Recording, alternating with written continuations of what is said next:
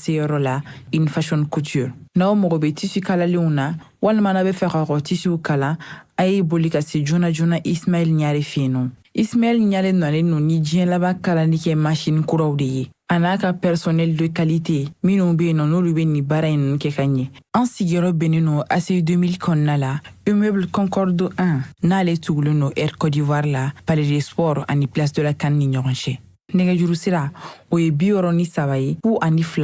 99 ani 99. In Fashion k'aw ye togo ɲɛ. In Fashion ni aw mago bɛ qualité la. In Fashion ko k'aw bisimila kunnafoni gafew kɛnɛ kan.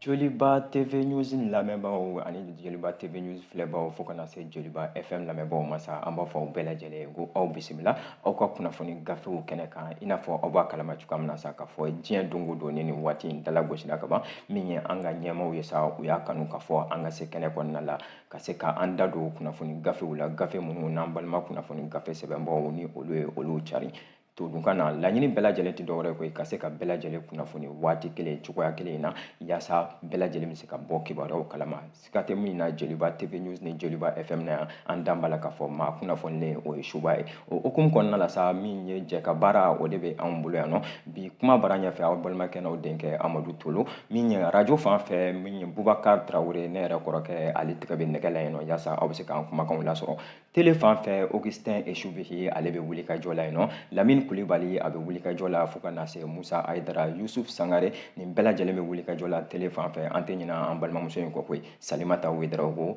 ale fana bɛ wuli ka jɔ la télé fan fɛ yaasa an jaw ni an kumakanw olu bɛ se ka sabati cogoya minnu na i n'a fɔ an y'a fɔ a ye cogoya min na sa maa sigikun o ka kɔrɔ i yɛrɛ ye an tɛna bila dagirida la koyi k'a sababuya kɛ gafew bɔra bi gafe minnu ni an y'u sɔrɔ kɛnɛ kɔnɔ sa min ye Soir de Bamako ale b'an bolo an bɛ tila k'an da don a la Nouvelle Horizon a b'an bolo yan nɔ Les Échos welewele a b'an bolo Challenger ale bɛ kɛ ka bi kunnafoniw kuncɛ i n'a fɔ an y'a fɔ a ye cogoya min na sa yanni kuma ka caya kisɛ ka k'a la o hukumu kɔnɔ sa an b'an da don an ka gafe fɔlɔ la sɔgɔmada in na o tɛ dɔwɛrɛ ko ye Soir de Bamako ale da bɛ bakuruba belebeleba fila la a y'a yira sa a ka kumaw kɔnɔna la Soir de Bamako ko don ko wulikajɔ belebeleba dɔ o sabatilen don a y'a yira k'a fɔ ko min ye Mali worodugu yanfan ye n'o bɛ wele ko jamana nord sa ko faamaw olu bɛ wulikajɔ la yen nɔ wulikajɔ min ni a sabatilen don fo ka fɔ k'a sabatilen don ko nin waleya bɛɛ lajɛlen ko a sɔrɔla kumakan dɔ fɛ min ye lasigi dɔ ye lasigi dɔ min ni a kɛra Atir Mali maaw olu fɛ Atir Mali min ni Yunus Ahmed Diko n'ale yɛrɛ kɛra premier ministre ye jamana in kɔnɔ don tɛmɛnlenw kɔnɔna la sa ni ale b'a ɲɛmaya la Atir Mali maaw olu ka lajɛ dɔ de kɔnɔna la kunun sa i n'a fɔ Soir de Bamako bɛ ka fɔ cogoya min na sa olu da don min ye jamana worodugu yanfan fɛ wulikajɔ dɔw kɛra yen nɔ sa olu da don a kɔnɔna la k'u y'a yira sa min ye Appel Mali maaw ye sa Atir Mali maaw ye sa k'a fɔ ko min ye jamana worodugu yanfan fanfɛla la k'a dogolen tɛ maa si la k'a fɔ k'a bɛ waati jan bɔ min ye jamana kɔnɔna la sa ko ye yɔrɔw k'u darakin bɛɛ bari an bɛ don min na i ko bi sa ko min ye Mali finitigiw ye ko olu kɛn bɛ ka wulikajɔ sabati min ye jamana fantan ani naani bɛɛ lajɛlen na kɛrɛnkɛrɛnnen la jamana worodugu yanfan fɛ ko maajugu olu dalen bɛ yɔrɔ minnu na ka taa olu fagunban olu la yaasa Mali bɛ se ka a ka yɛrɛma hɔrɔnya o sɔrɔ dugukolo ko ta fanfɛla fantan ani naani bɛɛ lajɛlen na i n'a fɔ gafe Soir de Bamako a bɛ ka fɔ cogoya min na bari ko min ye Appel Mali maaw ye sa ko u ye wulikajɔ de kɛ wulikajɔ min kɔnɔna la sa n'u ye wele bila ka taa min ye jamana ɲɛmaaw ma k'u y'a yira sa k'a fɔ ko tiɲɛ don k'an bɛ don min na i ko bi min ye faamaw ye ko u ka wulikajɔ o barika bonyana kosɛbɛ kosɛbɛ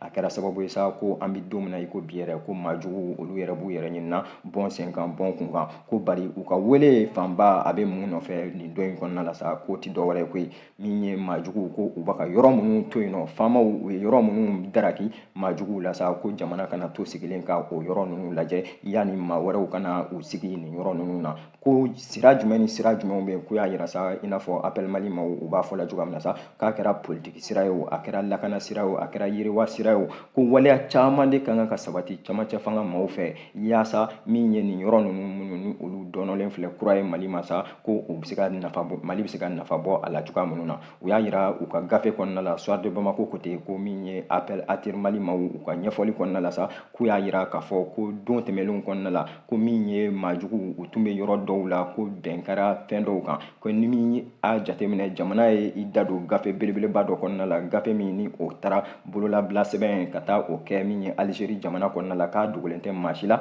n'an ko a ma ko accord d'Alger ko accord d'Alger hokumu kɔnɔna la sa k'a yira bɛ k'a fɔ Mali fan 14 bɛɛ lajɛlen o ye Mali ta de ye o hokumu kɔnɔna la sa ko min ye accord d'Alger ka jateminɛw bɛɛ lajɛlen kɔnɔna la ni a yirala k'a fɔ ko Mali finitigiw u kɛn bɛ ka fagonba maajuguw la i n'a fɔ gafe bɛ k'a fɔ cogoya min na sa ko u bɛ k'u kɔ don sira minnu na k'a tɛ faamu cogo si la a ka fɔ ko o siraw lankolon ka to i n'a fɔ ATER Mali ma u b'a fɔla cogoya min na u y'a yira k'a fɔ ko o de kama ko u bɛ ka wulikajɔ kɛ ka ɲɛfɔli kɛ maaw ye yaasa faamuyali o bɛ se ka sɔrɔ baara ninnu kɔnɔna la cogoya minnu na ko min ye camancɛ fanga hokumu min ni o bɛ Mali kɔnɔna la an bɛ don min na i ko bi ko u ka wulikajɔw ko a ma dogo o kɔnɔna la ko min ye faamaw ye olu fana ye wulikajɔ minnu kɛ jamana worodugu yanfan fɛ yaasa bɛɛ lajɛlen bɛ se ka kun i yɛrɛ la ko o fana ma dogo bari ko u jɔrɔ n'a ye yɔrɔ jumɛn ye a ko kɔnɔna la sa ko o ti dɔwɛrɛ ye ko yɔrɔ minnu bɛ yen nɔ ni maajugu n'u kɛn bɛ ka boli k'u kɔ don o yɔrɔ ninnu na ko u kana to tentɔ o hokumu de kɔnɔna la sa min ye Yunusa Ame Diko a n'a ka jɛkulu ye sa u kɛn bɛ ka fɛɛrɛ dɔw yira fɛɛrɛ minnu n'u y'a sigi sen kan sa k'a yira k'a fɔ ko jamana bɛ se ka i wakilu bɔ olu la a bɛ kɛ sababu ye sa nin yɔrɔ ninnu maa bɛ se ka taa u sigi a kɛnɛ ninnu kan k'a sɔrɔ n'a ma kɛ ni gɛlɛya wɛrɛ ye u y'a yira k'a fɔ ko État min ye jamana ɲɛmaaw ye ko baarada belebeleba minnu ni o bɛ olu bolo ko olu bɛ se ka kɔ segin ka taa nin yɔrɔ ninnu na k'a bɛ kɛ sababu ye sa faamuyali o bɛ sɔrɔ yen nɔ maajugu u tɛna se k'u kɔ segin o yɔrɔw la ko lakana hokumu kɔnɔ ka na se yiriwa hokumu yɛrɛ ma sa ko n'i ye nin yɔrɔ ninnu jateminɛ k'a bɛ kɛ sababu ye sa basigi o bɛ na yen nɔ ni jamana ye i wakilu don a yɔrɔw la ko bari ko n'a kɛra ka ban k'a fɔ ko min ye maajugu ye olu ka boli bɔn sen kan bɔn kun kan min ye an ka finitigiw ye olu fana k'u kɔ segin k'a fɔ ko baara banna ka ban ko kɛnɛ ninnu olu ka to langoloyalen k'o bɛ kɛ sababu ye ka na ni gɛlɛya belebeleba ye gɛlɛya minnu ni maa ti ala deli a la bilen o hakilina de kɔnɔna la sa min ye ATER maaw ye u ye wele bila ka taa min ye jamana ɲɛmaaw ma k'u ko jamana ɲɛmaaw dɔrɔn tɛ koyi i n'a fɔ Soir de Bamako b'a fɔla cogoya minnu na ko bɛɛ lajɛlen k'a jateminɛ min ye yiriwa siraw ye olu bɛ se ka na cogoya minnu na yaasa don nataw kɔnɔna la a kɛra politiki sira ye o a kɛra yiriwa sira fan o fan ye o bɛ se ka sabati cogoya minnu na k'u y'a yira k'a fɔ ko min ye camancɛ fanga hokumu kɔnɔna ye ko kabini min ye uti kalo tile 18 san 2020 ko u bɛ wulikajɔ la nin tagabolo ninnu kɔnɔna la yaasa fɛɛrɛ bɛɛ lajɛlen o bɛ se ka fara ɲɔgɔn kan cogoya min na jamana bɛ se ka segin a yɛrɛ ma cogoya min na ka kun a yɛrɛ la o baara minnu ko ni o bɛ ka kɛ i n'a fɔ gafe y'a fɔ cogoya min na ko bɛɛ lajɛlen bɛ se k'a fɔ bi an bɛ don min na i ko bi ko tare bari laɲini don ka se ka maaw hakili lajigin laɲini don ka se ka gɔri turu waleya min ni camancɛ fanga maaw u ka jateminɛ la ko ni u ɲinan bɛ o yɔrɔ ninnu kɔ o ti dɔwɛrɛ u ye sira minnu ni u y'olu sabati kɛnɛ minnu ni u ye seginna ka olu sɔrɔ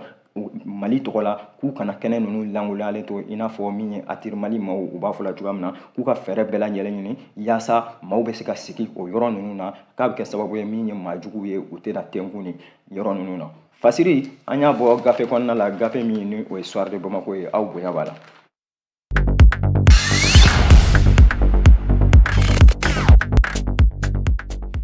an bɛ to ale Soir de Bamako kelen in kɔnɔ kɛ a da bɛ waleya wɛrɛ la koyi a yira k'a fɔ ko min ye wulikajɔ ye sa ko o sabati bɛ an bɛ don min na i ko bi yaasa liste électorale n'o ye kalata gafe ye sa o bɛ se ka taa révision bɛ se ka kɛ o la cogoya min na o ti dɔwɛrɛ koyi maaw ka taa lajɛ maa minnu kalata tɛmɛlen kɔfɛ maa minnu ni olu tɔgɔ kun tɛ kalata gafe ninnu kan u tɔgɔw bɛ se ka k'a la cogo min maja ni maja minnu ni olu yera o waleyaw bɛ se ka kɛ cogo min ko min ye jamana ɲɛmaaw ye ko u ye nin waleya ninnu sigi sen kan jamana in kɔnɔ a bɛ waatinin bɔ bari ko balina ko belebeleba ani dusukasi ko o ti dɔwɛrɛ dɛ ko maaw ta ka bɔ koyi gafe y'a yira min ye Soir de Bamako ye k'a fɔ ko n'i ye tile kuru lajɛ min ye centre ninnu ni centre minnu kɔnɔna la n'a bɛ fɔle ko ka taa révision kɛ min ye liste électorale tagabolo kɔnɔna la fo ka na se min ye carte nina siraw ma ko maa caman de bɛ yen nɔ minnu ni olu t'a kalama yɛrɛ jango k'a fɔ ko u bɛna taa a kɛ u ye misaliya ta yɔrɔ damadamaw la u y'a yira ko min ye Kulukoro mara u ka ɲiniliw kɔnɔna la Baɲaŋara mara Yɛlɛmani mara ko n'i ye nin yɔrɔ ninnu jateminɛ k'a bɛ se ka fɔ yɛrɛ ko maaw t'a kalama nin yɔrɔ ninnu na na bari ko jamana fan wɛrɛw bɛ yen nɔ u ka ɲiniliw sera yɔrɔ minnu na bakuruba la kɔni k'a ka faamu i n'a fɔ soir de Bamako u b'a ka fɔ cogoya min na sa ko maaw ta ka bɔ hali dɔɔni ka taa min ye liste électorale ninnu ka taa a révision kɛ ko n'o dun ma kɛ kaban siga t'a la k'a fɔ ko kalata minnu ni jamana b'a k'i sɛnsɛn ka se olu ma ko a bɛna kɛ gɛlɛya belebeleba ye wa ko min ye waati min ni jamana ɲɛmaaw camancɛ fanga hukumu kɔnɔ n'u kɛmɛ k'o di min ye révision in ma liste électorale in tagabolo kɔnɔna la sa ko o bɛna tɛnku min ye décembre kalo tile 31 san 2023 yan'o bɛ se sa ko jamana ɲɛmaaw ka fɛɛrɛ wɛrɛw ɲini min ye ka laseli caman kɛ yaasa jamana kɔnɔdenw bɛɛ lajɛlen bɛ se ka bɔ a kalama waati kelen in kɔnɔ k'a fɔ ko welede bɛ bilalen u ma u ka taa lajɛ liste électorale ninnu kan n'u tɔgɔw b'a la walima n'u tɔgɔw t'a la walima ni fili minnu ni o bɛ u tɔgɔkow tagabolo kɔnɔna la k'a bɛ kɛ sababu ye baara bɛ nɔgɔya fasiri an y'a bɔ soir de Bamako kɔnɔna la a ka bi bɔli aw bonya b'a la.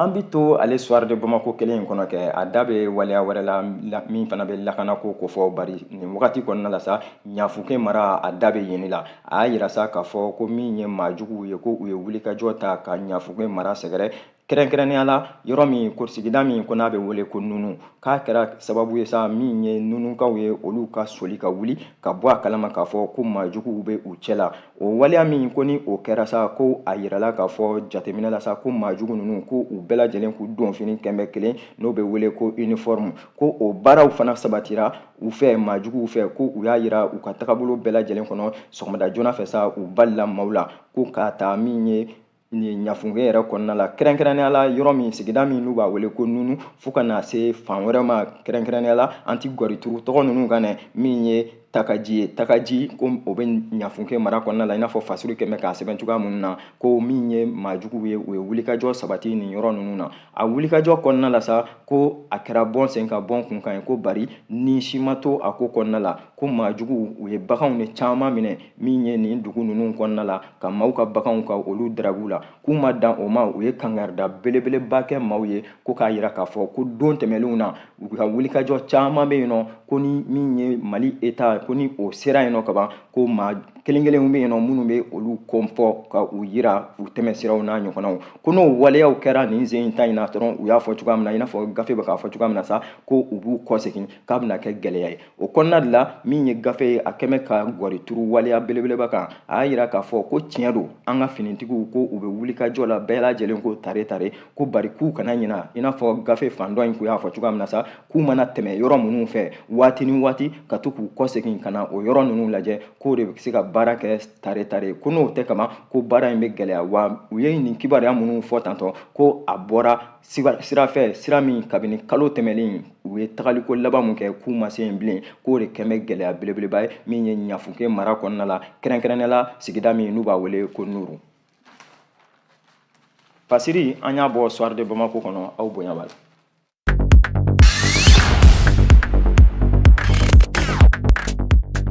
An bɛ bɔ soir de Bamako kɔnɔ k'a ɲɛsin Nouvelle Horizon ma kɛ Nouvelle Horizon a fana kumana ko ye a da bɛ waleya belebeleba fila la a y'a yira sa k'a fɔ ko min ye sigida min ni o bɛ wele ko Gawo mara kɔnɔna sa ko a yirala yen nɔ k'a fɔ ko min ye général Elhaji Gamu ko ale min ni a kɛra gouverneur kura ye sa ko a diyara maaw ye bi a diyara maaw ye sini maaw bɔra k'a kunbɛn ko tare tare nin waleya min ni gafe da b'a la sa maa min ka fasiri don o de ye Mamani Ture Mamani Ture a y'a yira sa k'a fɔ min ye Nouvelle Horizon kɔnɔna la bi bɔli la sa ko min ye général Gamu ye ko ale ye prestation de serment kɛ o ti dɔwɛrɛ ko k'a yira k'a fɔ min ye kalenkan ye ani jamana ni ɲɔgɔn cɛ Kidali gouverneur o hukumu kɔnɔna la ko o waleya min ni a y'o kɛ a ye bɔli kɛ Kidali yɛrɛ dugu kɔnɔna la yen nɔ i n'a fɔ gafe bɛ k'a fɔ cogoya min na ko kabini a kun sugandira k'a fɔ ko ale kɛra marabolo ɲɛmaaba ye n'o ye gouverneur de la région ye sa ko a tun ma nin bɔli ɲɔgɔn belebeleba kɛ fɔlɔ a ye nin bɔli fɔlɔ min ko ni a y'a kɛ tantɔ k'a bɛnna min ye Kidalikaw ma bi a bɛnn'u ma Gawukaw ma bi a bɛnn'u ma sini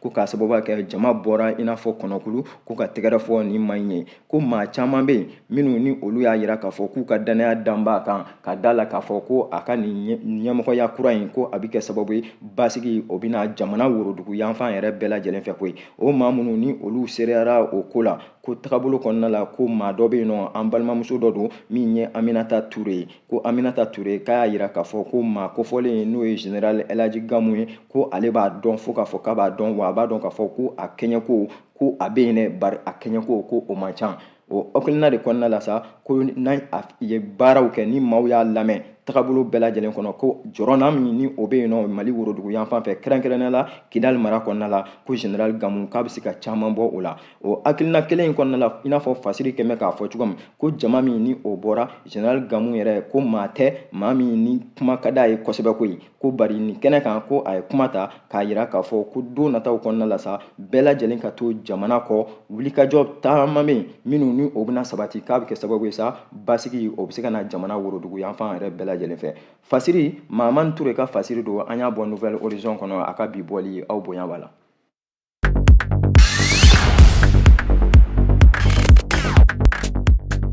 An bɛ to ale Nouvelle Horizon kelen in kɔnɔ kɛ a da bɛ wuli ka jɔ wɛrɛ la n'o ye visite de terrain ko min ye RMCC ye k'a yirala sa k'a fɔ ko ni o bɛ talikɛla Bayangara fanfɛla kan ko wulikajɔ dɔ sabatira yen nɔ wulikajɔ in ko mun de don ko commandant de zone de défense min n'o b'an ka finitigiw kunna an bɛ don min na i ko bi opération Maliko kɔnɔna la n'o ye colonel Abdoulaye Traoré ye ko ale de ye wulikajɔ sabati min ye Bayangara mara kɔnɔna la Mali finitigi minnu ni u bɛ kɛlɛkɛ kɛnɛ kan yen nɔ sa ka taa bɔ u ye a wulikajɔ kɔnɔna la sa i n'a fɔ gafe kɛmɛ k'a fɔ cogoya min na ko a jara min ye finitigiw ka ɲɛmaaw ye fo k'a fɔ k'a jar'u ye ko colonel Abdoulaye Traoré a selen kɛnɛ kɔnɔ a y'a yira sa k'a fɔ ko a bɛ ci la ci min ni o ye ale yɛrɛ ka ci ye ci min n'o ye jamana ɲɛmaaw ka ci ye ci min ni o ye finitigiw bɛɛ lajɛlen ka ci ye k'a yira k'a fɔ ko finitigiw bɛ wulikajɔ minnu na u bɛ karila gɛlɛya waleya minnu na nin yɔrɔ ninnu na ko a dɔnnen don koyi o hakilina kelen in kɔnɔ ko laɲini bɛɛ lajɛlen tɛ dɔwɛrɛ dɛ bɛn ni kelenya o bɛ se ka sigi cogoya minnu na jamana fantan ani naani bɛɛ lajɛlen na ko o ye finitigiw olu ka kalenkan dɔ ye ka kɛɲɛ ni Abdoulaye Traoré a ka ɲɛfɔli ye a y'a yira sa k'a fɔ ko don tɛmɛnlenw kɔnɔna la ko waleyaw k'u ka gɛlɛn kosɛbɛ ka tɛmɛ bi kan n'i y'o jateminɛ ko Bayangara fanfɛla la yen nɔ sa ko b'a yirila k'a fɔ ko finitigiw k'u bɛ wulikajɔ la u bɛ jija la ale tɛmɛlen kɔfɛ ka bɔ yen nɔ ko gouverneur min n'o bɛ Bayangara yɛrɛ kɔnɔna la an bɛ don min na i ko bi n'o ye Sidi El Bechir Babi ye ko ale fana ye kuma ta k'a yira k'a fɔ ko marabolo min ni o ye Bayangara kɔnɔna ye siga t'a la k'a fɔ ko gɛlɛyabaw bɛ yen nɔ don tɛmɛnlenw na halisa ko o gɛlɛyaw bɛɛ lajɛlen ma ban i n'a fɔ ko min ye marabolo ɲɛmaa o y'a fɔ cogoya min na sa ko tiɲɛ don k'a fɔ ko caman bɔra a kow la ko bari k'a ma ban o hakilina de kɔnɔna la k'a u bɛ wele de bila min ye Bayangara bɛɛ lajɛlen ma ani a dafɛduguw bɛɛ lajɛlen ko maa si kana to sigilen ten bɛɛ lajɛlen ka jɛ min ye k'i tɛgɛ di ɲɔgɔn ma yaasa ka jamana ɲɛmaaw ka olu dɛmɛ banbagaci waleyaw waati ni waati minnu na olu bɛ poyi sa ko maaw bɛ kɛ sababu ye sa ka se ka u dɛmɛ o waleyaw kɔnɔna la ni kunnafonidiw n'a ɲɔgɔnnaw ye o tagabolo kelen in kɔnɔ nin maa kofɔlen sa a ka wulikajɔ hukumu kɔnɔ sa ko a y'a yira k'a fɔ ko don nataw kɔnɔna la jamana ɲɛmaaw bɛna wulikajɔ caman sabati opération min n'a bɛ wele ko opération Maliko o bunakun kan ka se ka fɛɛrɛ bɛɛ lajɛlen ɲini yaasa basigi o bɛ se ka na jamana worodugu yanfan fan bɛɛ lajɛlen fɛ ko Bayangara kelen tɛ bari ko min ye Bayangara fanfɛla ye n'i y'a ye u b'a ka gɔri turu o kan n'i y'a ye ale yɛrɛ wulikajɔ kɛ nin yɔrɔ in fanfɛla la ko yɔrɔ de don yɔrɔ min n'a bɛ wele ko zone stratégique o ti dɔwɛrɛ ye koyi ko a cɔnkɔn bɛ cogo min a sigin bɛ cogo min a bɛ kɛ sababu ye ni o sɔrɔla ka ban ka se ka basigi sabati o fan fɛ k'a bɛ kɛ sababu ye sa a dafɛduguw bɛɛ lajɛlen olu bɛ sabati waleyaw kɔnɔna la Fasiri an y'a bɔ Nouvelle Horizon kɔnɔna la Jacques Jara ale ka Fasiri don Diriba tɔgɔ la aw bonya b'a la.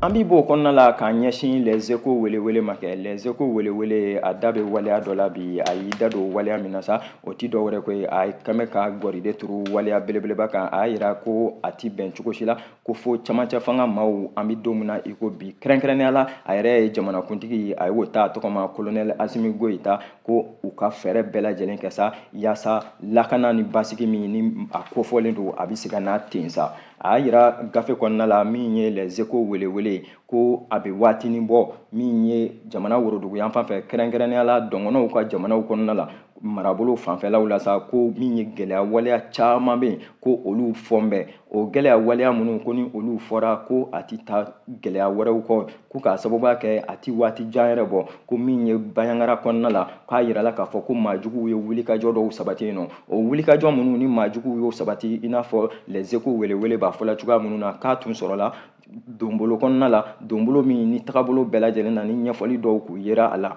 ko bari an bi don min na i ko bi tiɲɛ don k'a fɔ ko jamana kɔnɔna la ko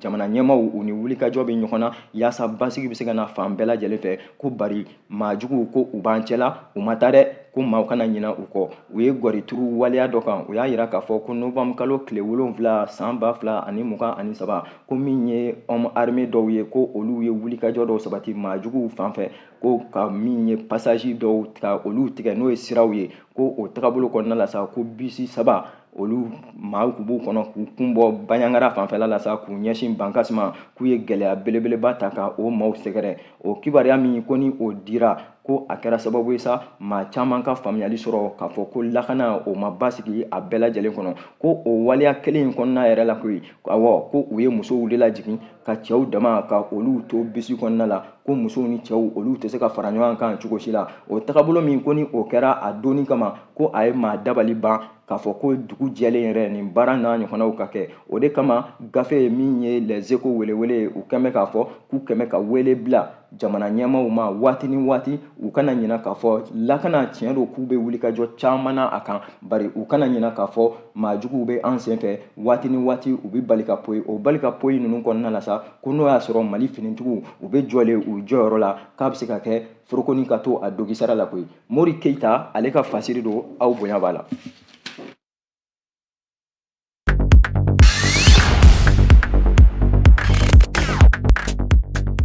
Fasiri an b'a datugu ni challenger kɛ challenger ale kumana a da bɛ waleya dɔ la waleya min ni o ye o tile yi okumu kɔnɔna ye koyi n'o ye enrichissement illicite baarada min ni o bɛ o kunna n'o ye dunko juguya tagabolo ye ko o ɲɛmaaba sa ko ale de bɔra ka laseli kɛ ɲɛmaaba in ye jɔn ye docteur Mumini Gindo ko a bɔra ka laseli kɛ dɔgɔkun in yɛrɛ kɔnɔna la min ye dunko juguya o bɛ bolofara minnu kan mali kɔnɔna la an bɛ don min na i ko bi a ka ɲɛfɔliw kɔni na sa k'a yirala k'a fɔ ko n'i ye an ka jamana yɛrɛ ta kɛrɛnkɛrɛnnenya la denmisɛn kunda min bɛ wele ko jeunes ko n'i y'a jateminɛ 100 o 100 la ko 65 bɛ yen nɔ olu sen bɛ min ye dunko juguya o waleyaw la a ye o ŋaniya mun fɔ a ko waleya de don waleya min ni jateminɛba kan ka y'a la a y'a yira k'a fɔ ko min ye a ka baarada yɛrɛ ye i n'a fɔ gafe bɛ k'a fɔ cogoya min na challenger ka bi bɔli don ko Nations Unies olu ka résolution dɔ tagabolo kɔnɔna la min n'a kɛra san 2003 waati kɛrɛnkɛrɛnnenya la décembre kalo tile 9 ko o de sigira ka kɛ don kɛrɛnkɛrɛnnen belebeleba ye min ni o dira diɲɛ bɛɛ lajɛlen ma dunko juguya o kɛlɛli kama n'o ye lutte contre la corruption ye ko o waleya min ni o sabatira kabi o waatiw kɔnɔna la fo ka na se an bɛ don min na i ko bi ko mali jamana a bɛ wulikajɔ bɛɛ lajɛlen kɛla yaasa dunko juguya a bɛ se ka ban cogo min ko waati ni waati maaw bɛ keleku n'an taara ɲɛfɛ dɔɔni an bɛ segin kɔfɛ mun minnu ka kuma don a y'a yira k'a fɔ ko waati laban ninnu na sa ko o tile maaw olu ka jateminɛw bɛɛ lajɛlen kɔnɔna la k'u nana k'a fɔ ko min ye corruption ye ko impact négatif belebeleba b'a la o ti dɔ wɛrɛ ye ko corruption tagabolo yɛrɛ bɛɛ lajɛlen min ye dunko juguya siraw ye ani suɲɛli waleyaw siraw ko maa dusukasi ko belebeleba b'a kɔnɔ o ti dɔ wɛrɛ ye ko min ye denmisɛn tigilamaw ye maa minnu ni olu si bi talikɛla denmisɛnya siraw fɛ ni o ti waati jan ye maakɔrɔbaw tɛ u bi baaradaw kɔnɔna la ko o maaw ka dunko juguya ko o barika bɛ ɲini ka na bonya fo k'a fɔ k'a barika bɛ ɲini ka na bonya an ka fɔ tɛ dɛ a bɛ challenger kɔnɔna la min ye Mumini Gindo ni ale ye enrichissement illicite ɲɛmaa ye ale de ka ɲɛfɔli don a y'a yira k'a fɔ ko o waleyaw de kɔnɔna la min ye dusukasiko ye ale ye o sɔrɔ nin tagabolo kɔnɔ ko o de kama a bɛ ka nin communiqué ninnu bɛɛ lajɛlen kɛ n'o ye nin laseli ninnu ye yaasa faamuyali bɛ se ka sɔrɔ baara kɔnɔ cogoya min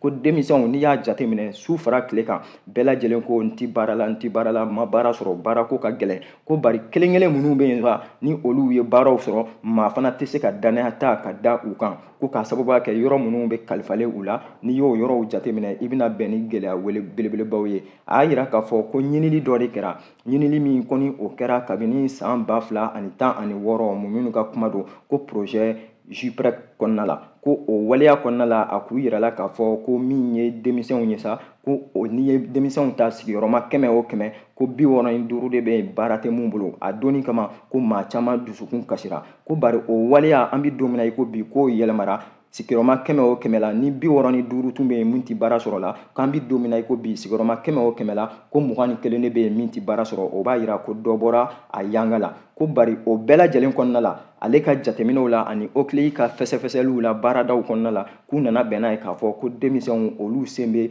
dunko juguya waleyaw caman kɔnɔna la ko o de ye dusukasi ko ye a kɔnɔna la fasiri an y'a bɔ challenger kɔnɔna la a ka bi bɔli aw bonya b'a la e ko a tɛ dansiri an ka bi fasiriw la de an y'a de fɔ min ye Joliba TV News kana se Joliba FM ma an ka laɲini bɛɛ lajɛlen tɛ dɔwɛrɛ ko ye fasiri minnu ni olu bɛ bɔ ka se kɛnɛ kɔnɔna la ka olu bamayɛlɛma o ye todunkan na yaasa faamuyali o bɛ se ka sɔrɔ baara ninnu bɛɛ lajɛlen kɔnɔna la sanga min ni o ku di bɛ an ma ɲɛmaaw fɛ o de ye nin ye an b'a fɔ aw bɛɛ lajɛlen ni ala m'an ka jɔnya jɔ an na an bɛ ɲɔgɔn sɔrɔ an don nataw kɔnɔna la aw ka to sɔgɔlen aw ka télé mandi la aw ka to sɔgɔlen aw ka radio mandi la Joliba TV News Joliba FM ni ala m'an ka jɔnya jɔ an na an b'an seko bɛɛ lajɛlen kɛ yaasa kibaruya fɛsɛfɛsɛlen kibaruya latika o bɛ se ka di bɛɛ lajɛlen ma cogoya min na an b'a fɔ a ye tuguni ko ala ka tile hɛrɛ. Nin kun ye kunnafoni gafew ye ni Infashion ka dɛmɛ ye. An sigiyɔrɔ bɛnnen no ACI 2000 kɔnɔna la immeuble Concorde 1 n'ale tugulen no Air Côte d'Ivoire la Palais des Sports ani Place de la CAN ni ɲɔgɔn cɛ. Nɛgɛjuru sira o ye 63 ye 02 99 ani 99. Infashion k'aw ye togo ɲɛ. Infashion ni aw mago bɛ qualité la